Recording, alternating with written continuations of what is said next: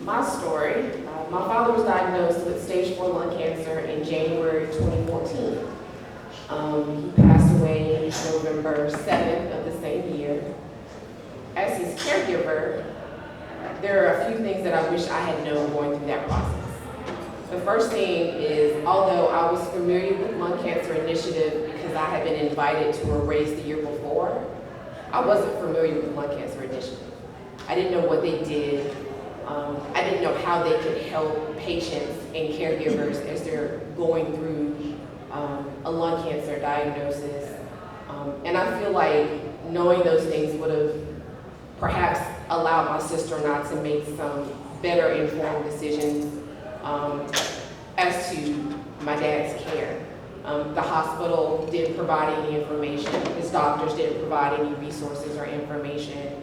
And so we just relied a lot on Google and just kind of what we could piece together from people that we knew. And at the time, we didn't know anyone else who had been through a lung cancer diagnosis.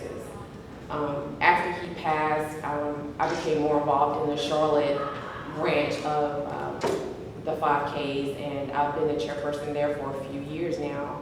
I currently, as you can see, am in the ambassadors program also. And one of the things that's really important to me is getting information out to caregivers and people at the point of diagnosis to just let them know that there are resources available, that they don't have to navigate it by themselves, and to make sure that, you know, practices are giving this information out to their people. It's a lot, and even back then in 2014, for us, you know, the treatment options have changed significantly since then. We've had a lot of advancement. And there are probably some things we could have done differently had we just known. May not have changed the outcome, but it just would have been nice to have the information. So as a caregiver, I encourage you, as you advocate for your loved ones, just try to make sure you have as much information that you can have to make the best decisions for them, because they're not really in a position to ask the questions and you know, do the boots on the ground. So just try to surround yourself with networks and ask questions. There are no silly questions. Ask them all. Ask them more than once if you can't get an answer to it. And if you don't feel like you're getting good answers, get a second opinion. There's nothing wrong with that either. So just stay encouraged and just know that you have a community here, and even with other cancer diagnoses, you have a community there as well. You just may have to seek them out. So thank you, I appreciate it, and I love being a part of this organization. Thank you, Paige. Worked with you for a long time, and it's been great. So thank you all, appreciate you. All right, thank you. Hello? Okay, I'm not quite as tall as Raychelle. I'm trying to break it. Hi everybody, my name is Emily Parks, and let's go back in time a little bit back to 2008. Back in 2008, we were inching towards an economic recession. We were having business issues within our small businesses that my family owns. The stress level was increasing. My brother was getting married that spring. Well, early 2008, my dad started with this cough. Persistent cough, fatigue, being diagnosed with bronchitis, then walking pneumonia. Like, we just kept trying to figure out what is going on? What is going on? No one had any idea that this could be lung cancer. Now, granted, I mentioned symptoms started early 2008. It was not until Friday, September 5th of 2008 that my father was finally diagnosed with lung cancer. So you, as the caregiver, me as my father's caregiver, I had to be the one asking the questions. Dad knew he didn't feel well, but he was so overwhelmed with trying to take care of himself and feel well and take care of the symptoms that trying to figure out big picture what was going on was too overwhelming. So our role as caregiver oftentimes becomes, how can we be that extra set of eyes, that extra set of ears that note taker, the one that helps our loved one be a little less overwhelmed through the process. Interesting element to this is that Friday, September 5th was actually the very first Stand Up to Cancer event. And so we're sitting there that Friday evening watching the Stand Up to Cancer broadcast, and Dad's approach has always been, we do something. So yes, we were starting treatment for his lung cancer. Yes, he was doing what he could for his physical element, but we would do something for the betterment of everyone. So we made a donation to Stand Up to Cancer. I started fundraising with Lung Cancer Initiative because you got a lung cancer diagnosis. I'm going to Google and figuring out what in the world this could possibly be. 2008, we did kind of have a little bit of a Google. The internet was growing around. That's not what it is today. But I immediately went online to figure out what is this lung cancer thing.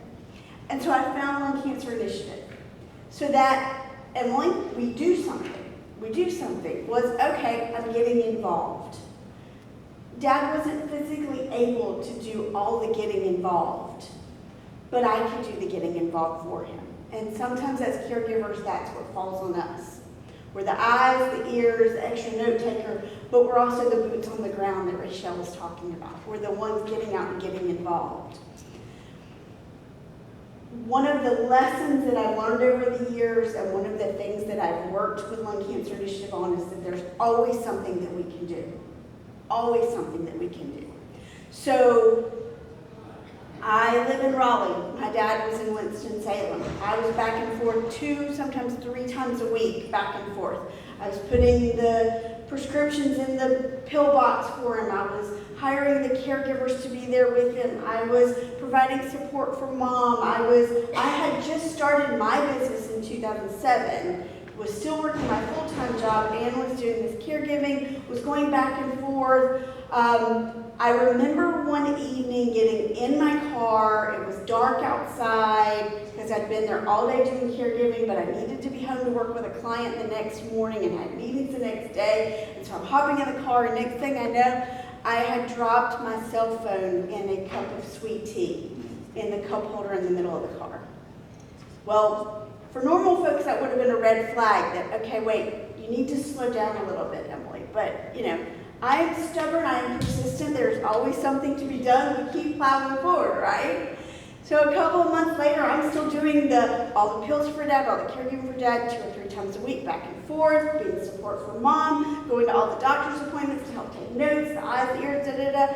And I'm driving down Glenwood Avenue in Raleigh, and I'm looking up at the stoplight. The stoplight's green, but I failed to notice the cars had stopped because it had just turned green, and I rear-ended a car. And of course it wasn't bad. The damage wasn't all that bad. Nobody was hurt. Everything was fine.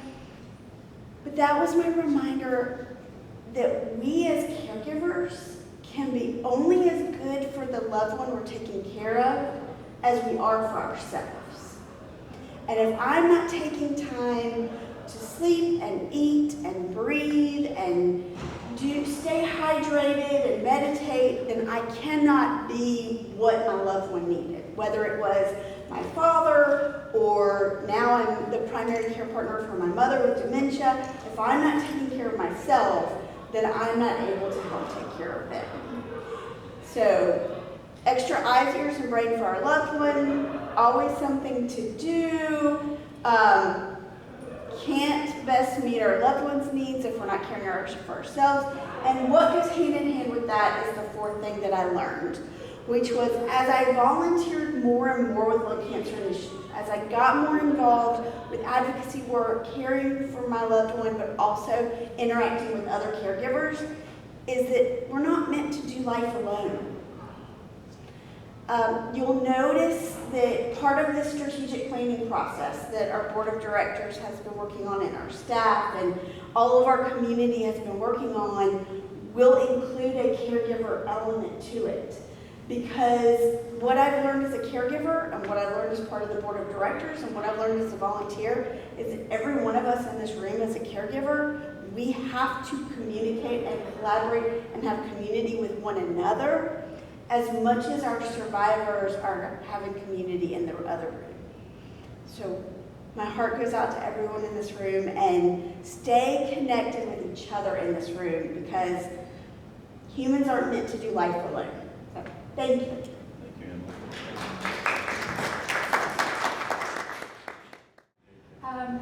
So I just wanted to introduce myself really quick. So my name is Gilbert. I'm the Associate State Director of Advocacy Outreach for AARP North Carolina, focused in the Charlotte region. So I'm going to talk a little bit about caregiver resources, because I've heard from the past two speakers that being a caregiver is overwhelming, which I understand from personal experience, and also a lot of people don't know what information is out there. So I'm going to speak a little bit about this, and then from there I'm going to have one of my volunteers, recent retiree, and also a caregiver herself, Jo Hunt, tell her story.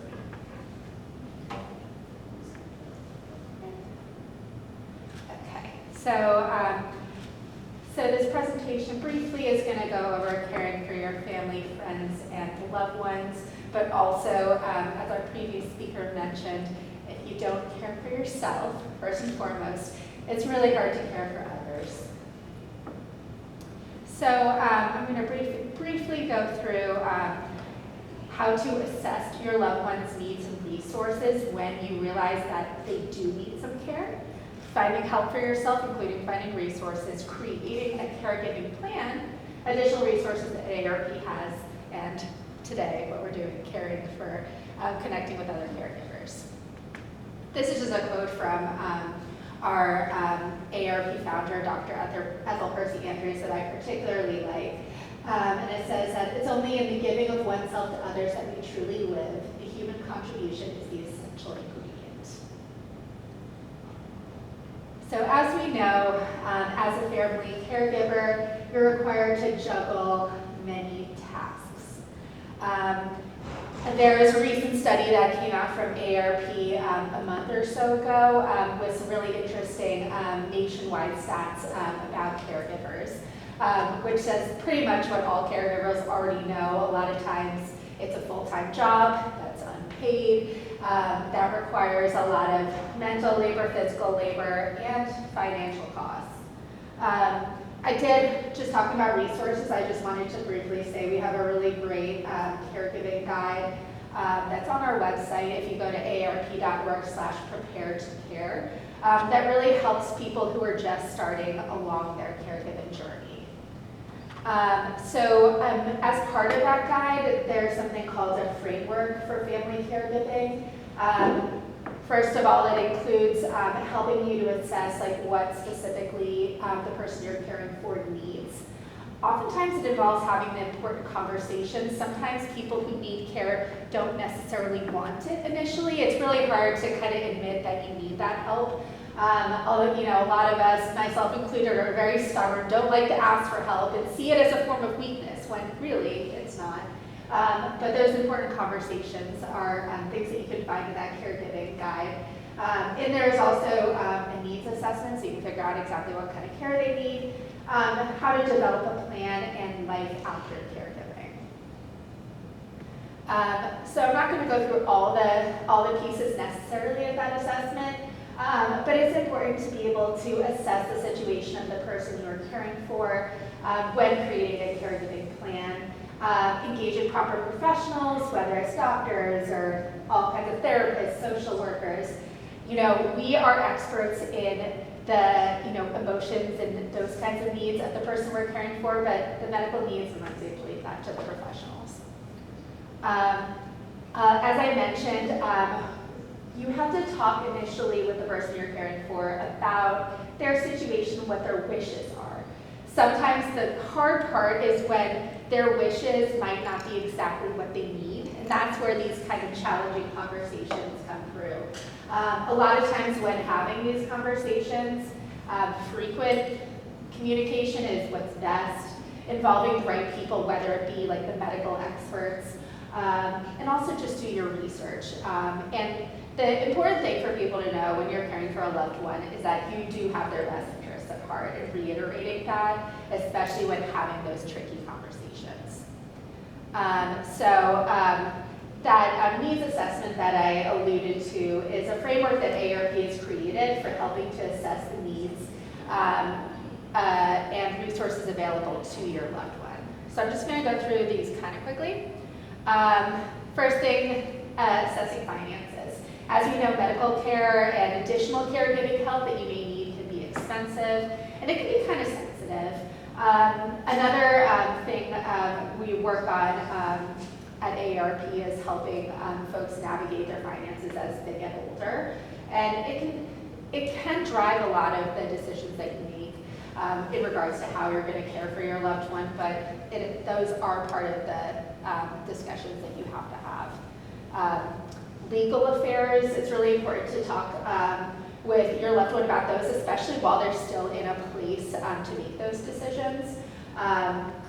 If legal matters aren't taken care of while they're kind of cognizant, it can become a lot trickier as things progress. Doing a functional assessment is also necessary when caring for your loved one, evaluating their ability to live, whether it be on their own or if they need assistance. Whether they might need help with medication or doing basic things like getting ready and taking a shower. Being able to see what kind of functional needs they have really makes a difference when developing a plan. Healthcare, it's important to assess their medical history, what their needs are now and in the future, depending on what kind of illness or ability they have.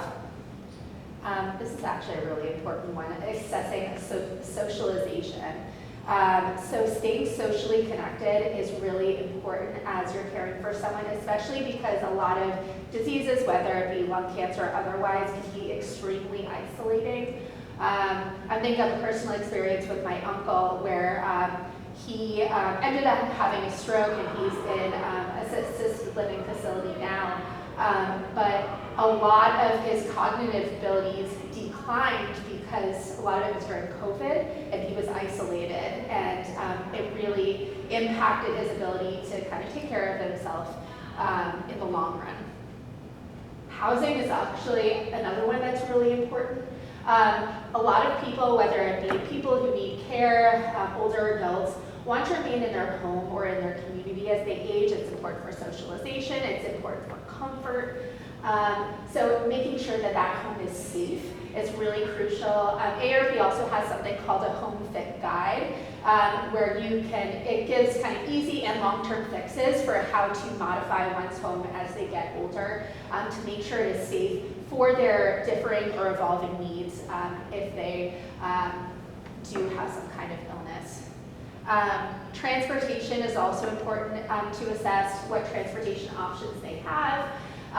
A lot of folks, depending on their ability, it might not be safe for them to drive, even though if they have a legal license, you may not want them to.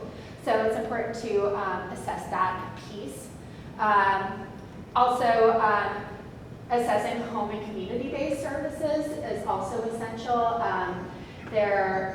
You have to figure out, what you can do alone and what you need help with.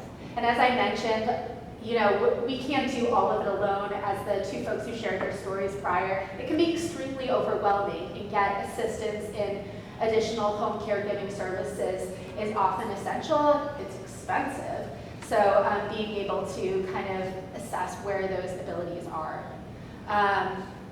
Technology, there's so many new resources in caregiving, new resources, and medical advancements that we want to know about.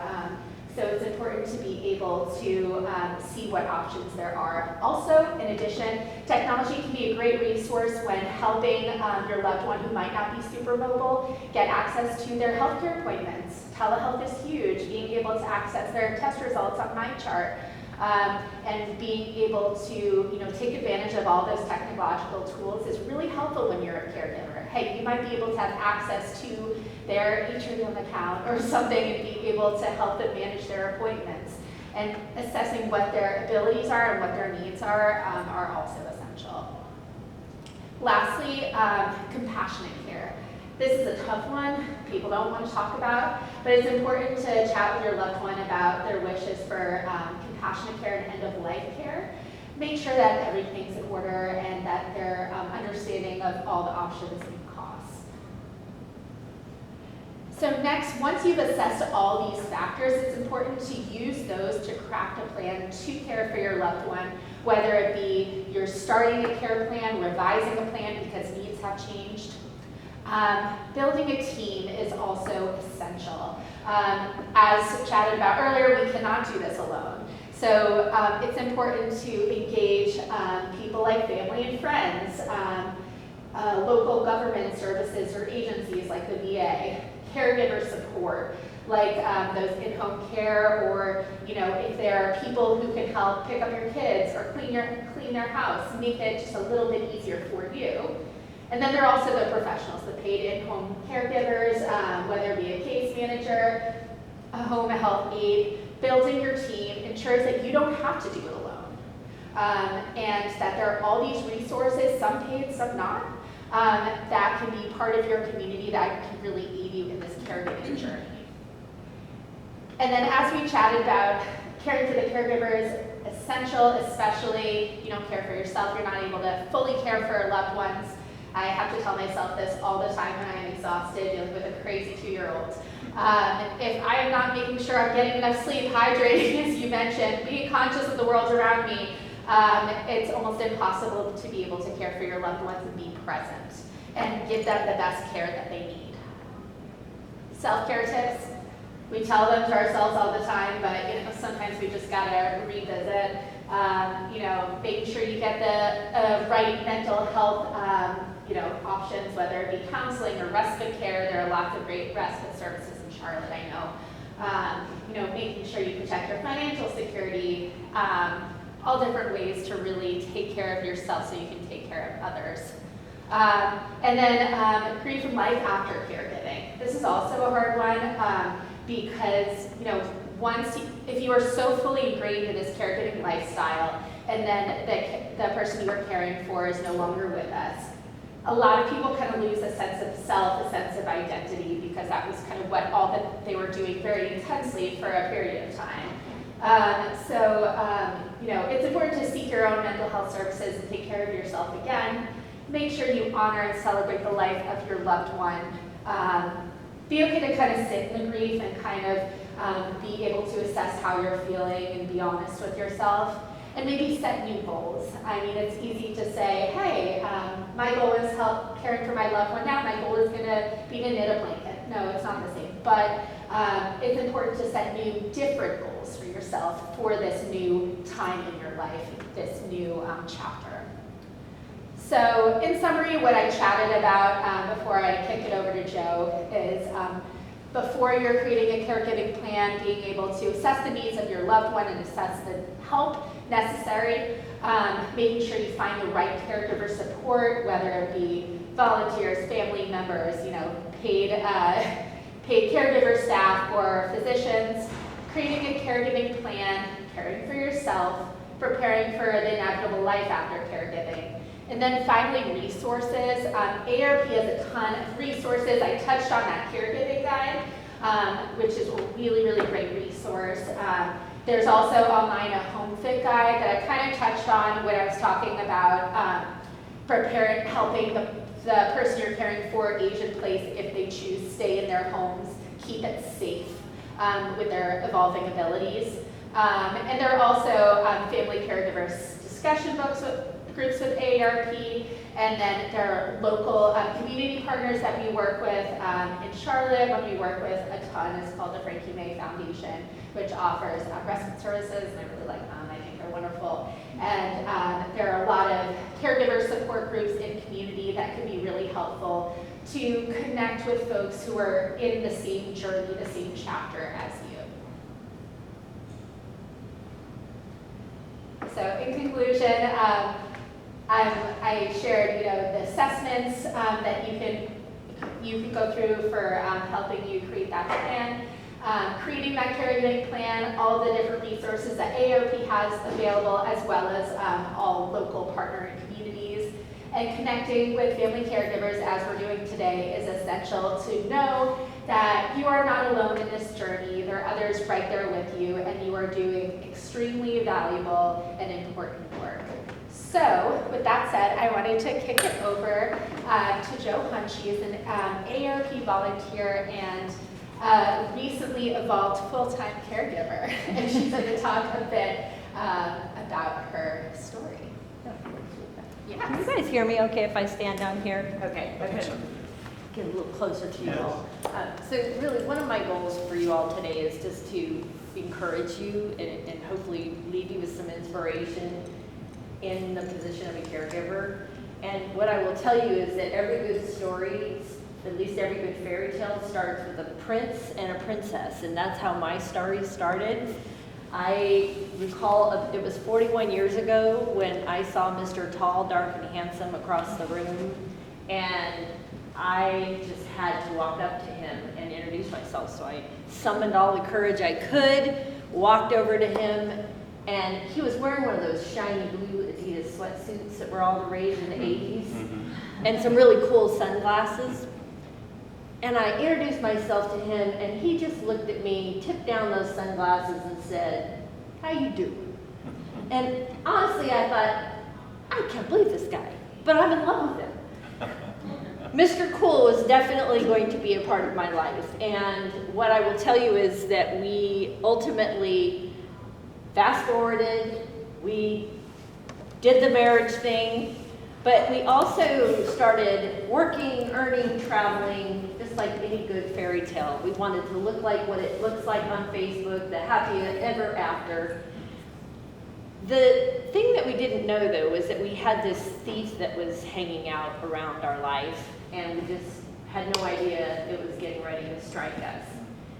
The thief was Parkinson's, and the target was Mr. Cool.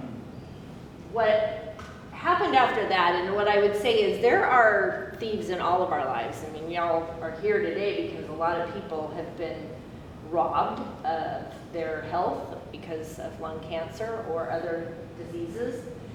And there are petty thieves in our lives that maybe we can't pay a bill, or there's a car that's broke down that steals the joy from us for a day or a week.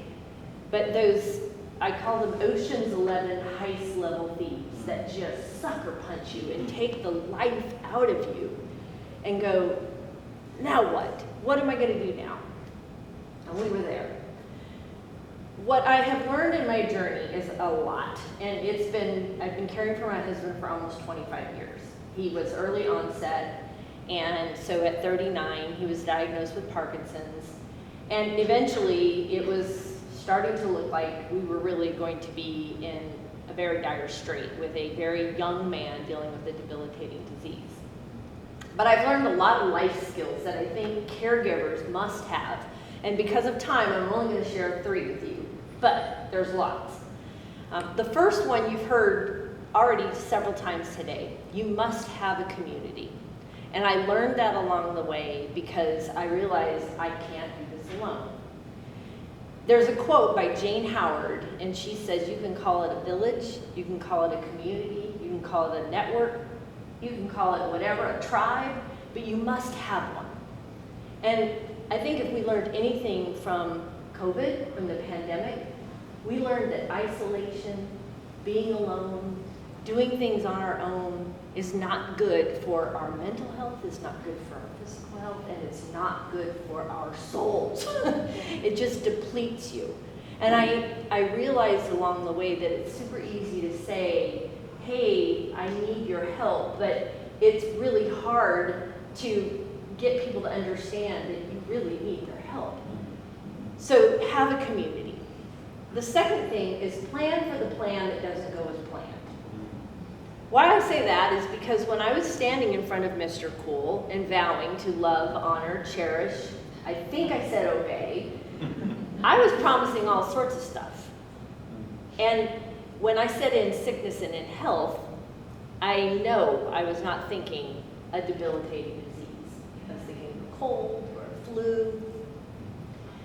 When all of this hit us, I wish I would have known about resources like AARPs and support groups and different things that communities like this provide caregivers, because I was hacking it out, trying to figure it out, trying to just hope that things would get better.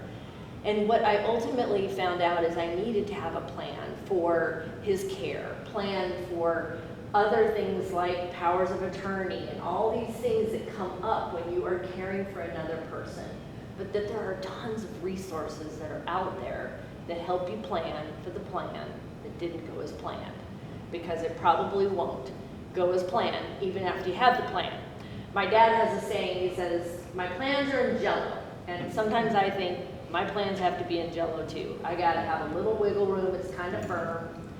The last one I'll leave you with is the one that I want you to walk out of here today and remember, Joe said, have perseverance. Have so much courage and perseverance. Calvin Coolidge had a quote about this. He said, in life, talent is not enough. Genius is not enough, that there's a lot of geniuses out there that are derelicts. He said, even education alone, not enough. Perseverance and courage are omnipotent. When Mr. Cool was in his 50s, early 50s, he was no longer able to walk. He was no longer able to speak. He was no longer able to feed himself. He was in his early 50s. This is a 6'4", 280-pound man.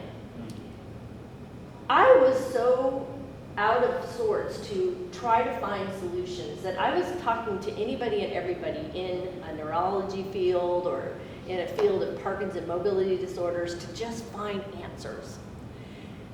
And by doing so, we did find some answers. And I heard someone speaking earlier about just being able to seek out all the different possible things that you can get in a particular solution. So we ultimately had a full remodel of his brain done, deep brain stimulation. We got both of his hips replaced. So I'm now married to a $6 million man, and a kitchen remodel would have been much cheaper. But we gained back so much life. He's walking, he can do activities of daily life, and he's a little bit of a walking miracle. But that perseverance is so key, and I know as caregivers there's times when you're like, I can't take it anymore. And I just want you to remember these words, that community is out there. There are people that want to help. We've had so many people that care about us and have contributed to supporting us and supporting me. Be willing to ask them to help. Plan for that plan that doesn't go as planned. There's lots of resources, and I know when you're exhausted, the last thing you want to do is plan for things. But the perseverance and the courage to just take another step and another day, it really is key.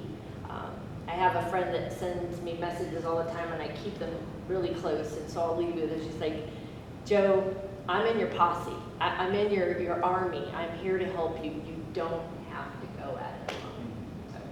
So, thank you, and thank you for the opportunity to share my story. Absolutely.